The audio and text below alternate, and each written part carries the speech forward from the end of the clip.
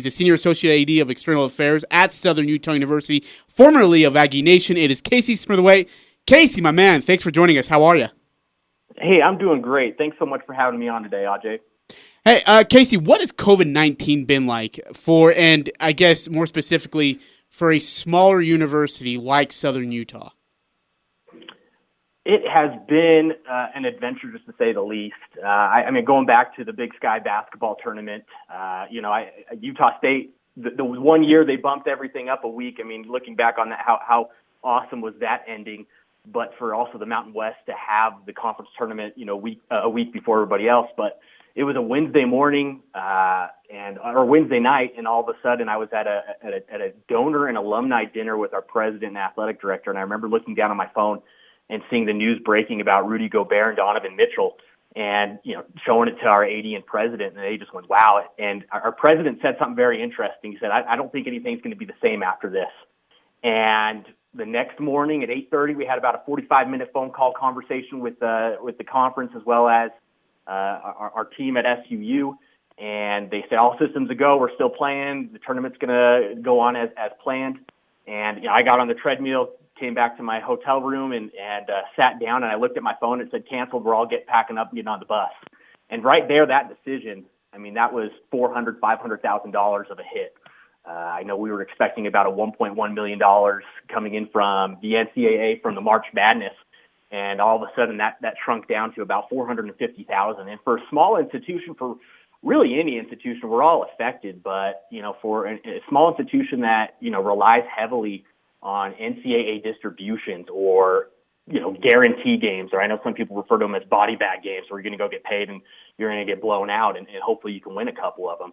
I mean, that represents a good chunk of an athletic department budget, and you could even throw on from a campus standpoint, student fees. What happens if you don't have students on campus? I mean, can you validate not having student fees or whatnot? So all in, COVID-19's really challenged, I think, the sports industry as a whole to look at how they're doing things on a day-to-day operations, both short-term and long-term.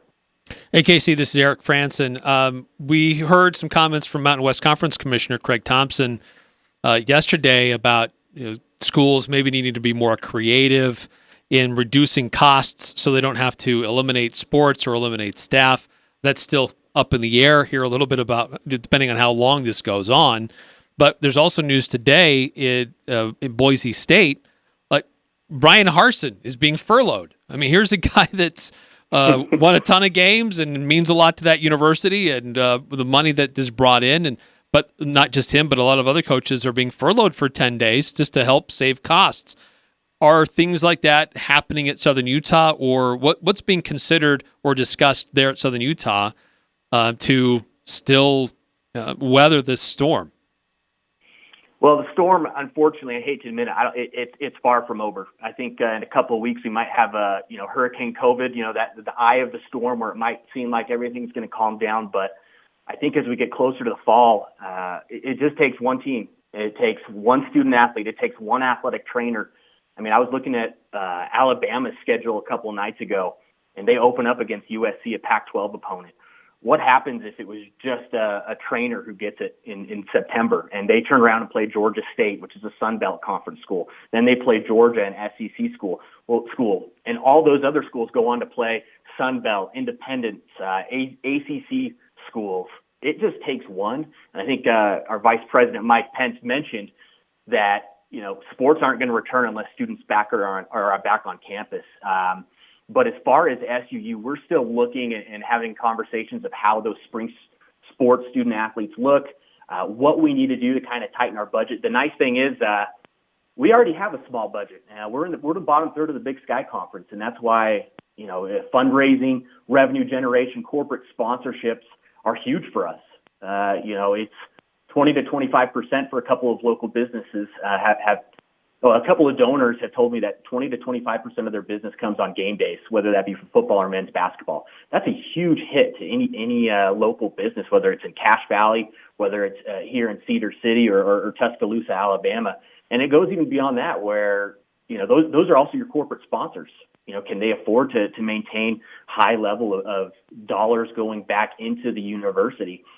From an SUU, standpoint as well, our number one priority coming from President Wyatt and our athletic director, Debbie Corum, is that we're going to do our best to maintain all of our full-time employees. Now, we're asking our coaches to consider, to maybe minimize the roster travel size. Instead of 18, can we get away with 16?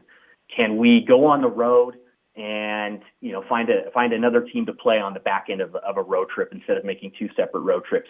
I was talking to a gentleman who works in Conference USA, and he said that they're expecting their men's basketball teams to play an extra guarantee game. And even beyond that, those guarantee monies are going to be lower. Nobody knows what they don't know. I don't know what I don't know. And I was on the phone with a couple institutions about scheduling a future football game and potentially a basketball game, and all the kind of going rates for contracts are up in the air.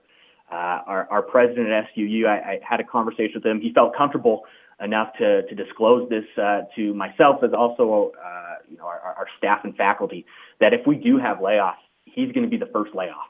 He's not going to take a salary for a year. And that's something that I can get behind. That's something that I think our community can get behind. But our goal is to maintain and retain our employees. So I guess straight up, do you think that there will be a college football season that starts on time or no? If I was a betting man, I'm going to say, and no compliance folks are listening right now, I hope. I'm not betting, don't worry. I don't think we're going to have a college football season as we expect it. I would imagine there's going to be, a shortened season, adjusted season at some point, whether that be in the fall or the winter. I know there's a proposal out there from a small school that not a lot of people know about, have just asked the NCAA to redshirt the whole season, redshirt the whole year. I mean, we're talking from gymnastics to tennis, football, everything in between. Just redshirt the whole year, and let's start afresh again in 2022. I don't think we will have a football season as we know it. Again, going back to that Alabama schedule, I mean, within the first 3 weeks, you're affecting 6 different conferences. I mean, that's unreal. If you have one student athlete, one trainer, or one person associated with the program, it's just going to cause a domino effect. Or one state that says, hey, we're still in a bad situation, a hot spot. I just don't think it's going to happen. Casey, there's several weeks back here now, the NCAA said that they will grant an extra year of eligibility to seniors who participated in spring sports. But with that, they said they're going to leave that up to member institutions to decide if they will honor that, because there's a big question about financial support, scholarships, how that affects your rosters, how that affects your recruiting. Some have flat out said, look, it's nice that they're offering this, but we're not going to do it. Wisconsin has already come out and said it was a nice gesture, but we're not going to do it. It's going to be too problematic. Have those discussions been taking place at Southern Utah? Absolutely. I think every institution's looking at every avenue of honoring those scholarships. I can speak as being a former student athlete. Granted, I was not a good former student athlete, but I can also speak to being a coach for a non-revenue sport. We want the best for our student athletes. From an administrative standpoint, we also got to make sure that we're not putting a university in a difficult situation. We don't ever want to be a liability to the institution, whether that be at Texas A&M or Kansas State or Southern Utah University. We want to make sure that we're honoring the 4 years, getting our student athletes an education. I mean, I think often we forget student athlete. The student comes first. Not the former is more important than the latter. And if we honor those scholarships to get their degree, to get their education, to prepare them for the next step in life, I feel comfortable with that scholarship opportunity at SUU. But going back to, we have a track and field student athlete who broke 2 indoor records, and she was close to qualifying for Olympic trials. I mean, she's not going to be able to compete, to be able to qualify for the Olympics. I mean, gymnastics seems like they broke school records every meet. We have a lot of unique circumstances from all our spring sports and even our winter sports that are going to be affected. I hope we can give our student athletes that extra year, but you mentioned roster sizes, limitations, recruiting.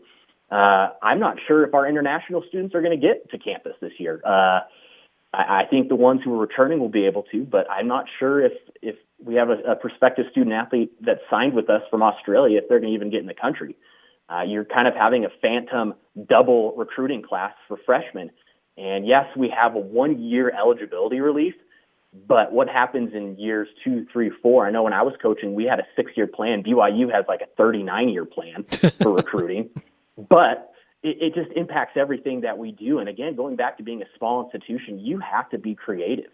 This still isn't a car wash bake sale mentality, but we have to find ways to improve to, become in the black and, versus the red. And we were on pace to have our first year in the black in a long, long time. We have an excellent CFO in Nate Esplin.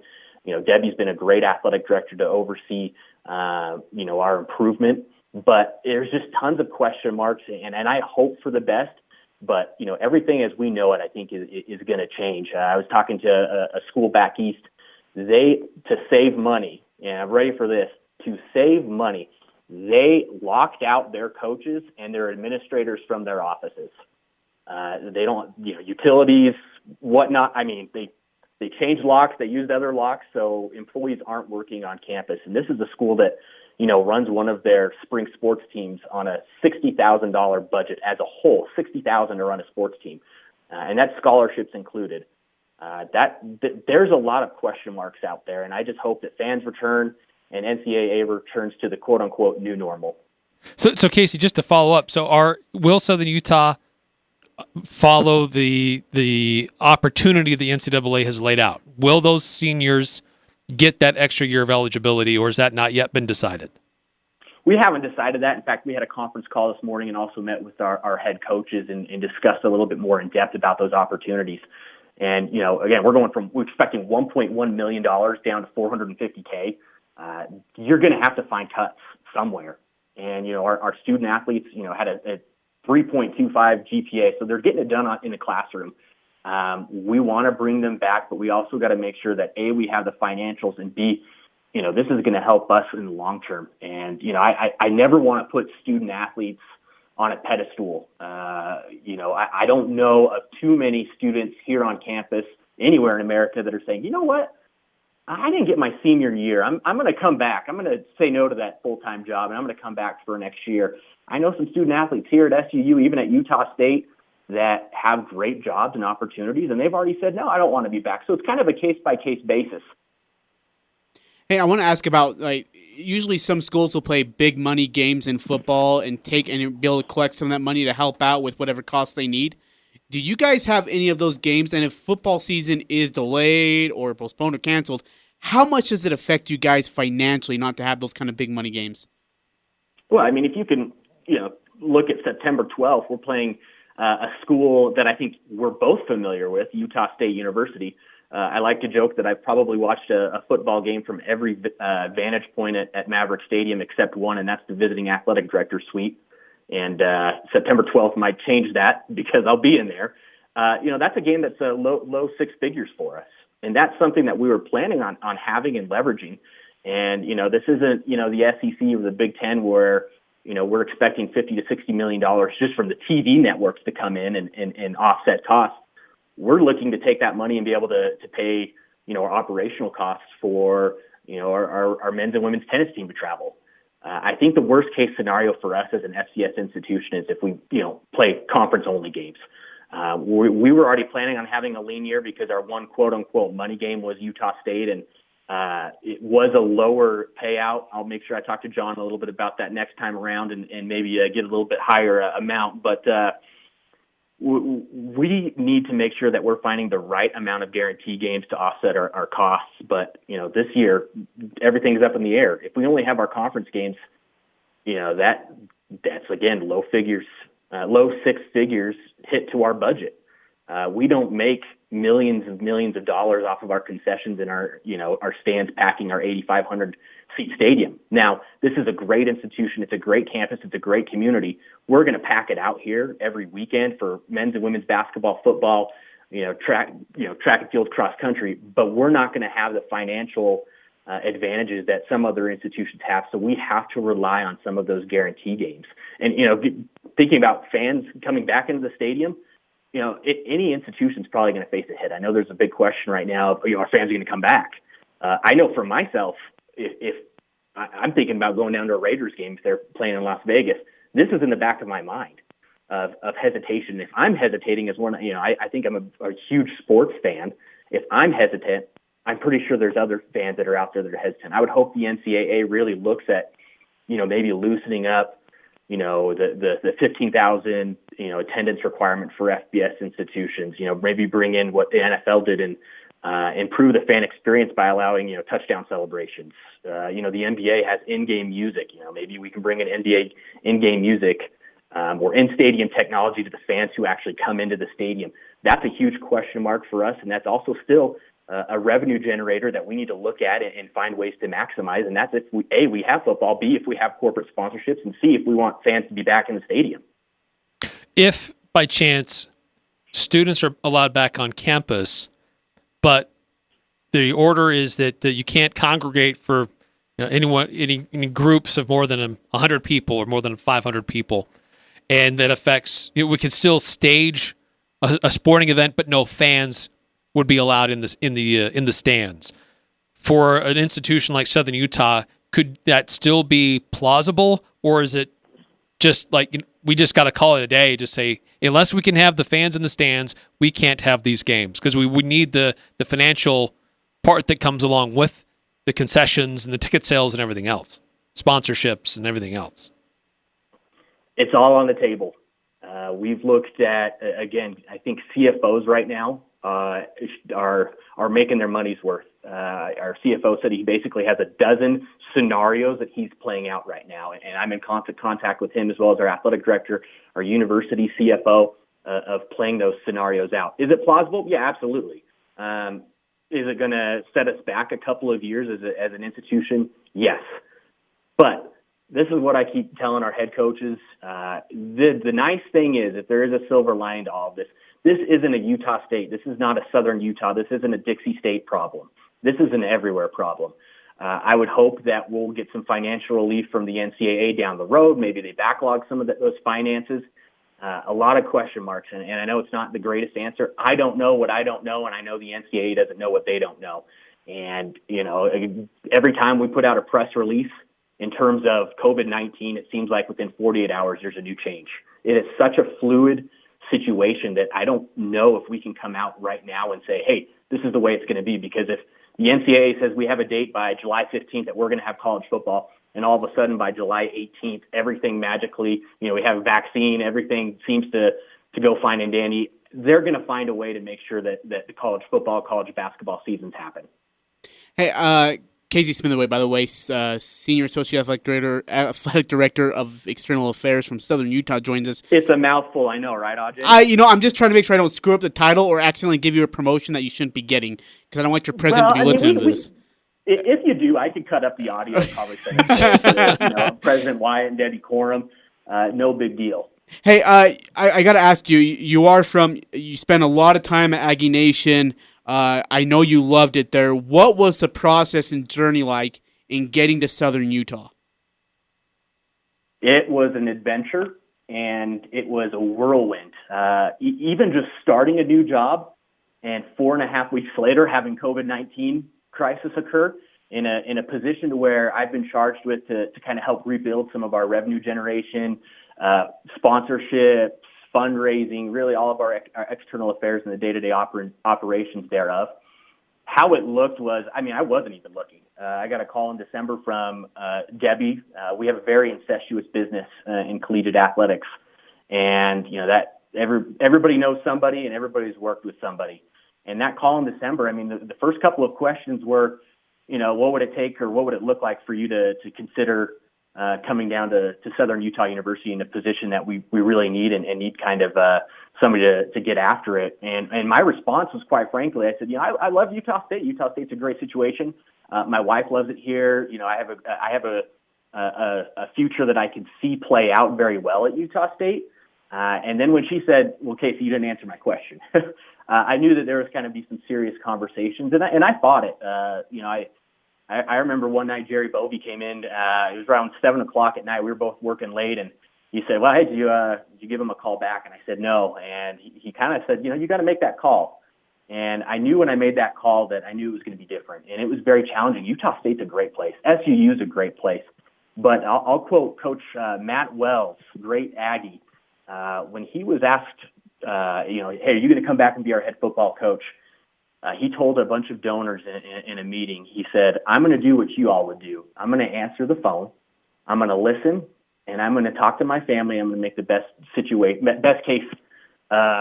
decision for my family and for my future. And, the opportunity that SUU offered me, it's a place that I got my undergrad. I got my master's at Utah State. We have a lot of Utah State. Heck, President Wyatt is I think he was the county attorney. County attorney, yeah. Cache County, yep. And we have a lot of Aggies down here. I like to call them, we got Thunder Aggies. But it was a great opportunity to further my progression. And when they made the offer, and I talked to John Hartwell and Jerry Bovey, they both looked at me and just said, "Hey, you can't pass that up. I mean, we loved and appreciate what you've done here, but this is a step for your career." And it was nice to be able to look back and see, 8-9 years worth of memories. And I think the average athletic administrators at an institution from like 2.3, 2.5 years, something crazy. And to be at an institution where, I met my wife, got my master's degree, was able to really find my, passion and get to know some great people. And, I miss it, but I'm absolutely thrilled to be at Southern Utah University. It's a perfect opportunity. It made way too much sense. And, not to get spiritual, but it felt right. It felt right. And, as soon as I stepped foot on campus, even though I had doubts, it felt right. And that's something that I had to move forward with. And I hope that relationships continue. I told a bunch of donors that, friendships and relationships go beyond the color and the logo on your chest. And great fond memories at Utah State, but Southern Utah, we're going to be on the map. It's a great opportunity, and we're going to be coming for folks. Well, Casey, we appreciate your time and perspective and how this is all affecting athletics, but specifically a smaller institution like Southern Utah. And certainly give our best to Scott Wyatt, as you said. He's a Cache Valley native. He's did a lot of things here in Cache Valley before he moved along, and not only as a county attorney, but as a state representative. So, but thanks so much for the insight, and appreciate your time today. Eric, Ajay, thank you so much. I appreciate y'all in the media. You guys really help our jobs. You really, help inform those who want information. So thank you. I appreciate you. If there's ever anything that we can do for you, let us know. And Ajay, thank you for being a donor at Utah State. We'd love to have you down here at Southern Utah for $4.17 a month as well. You can be a member. And Eric, thank you so much. And I'm glad I don't have to answer the questions of if Eric Frandsen is the same Eric Frandsen that played on the Utah State Aggie basketball team. Thanks, fellas. Go T-Birds. Hey, thanks. All right, thanks, Casey.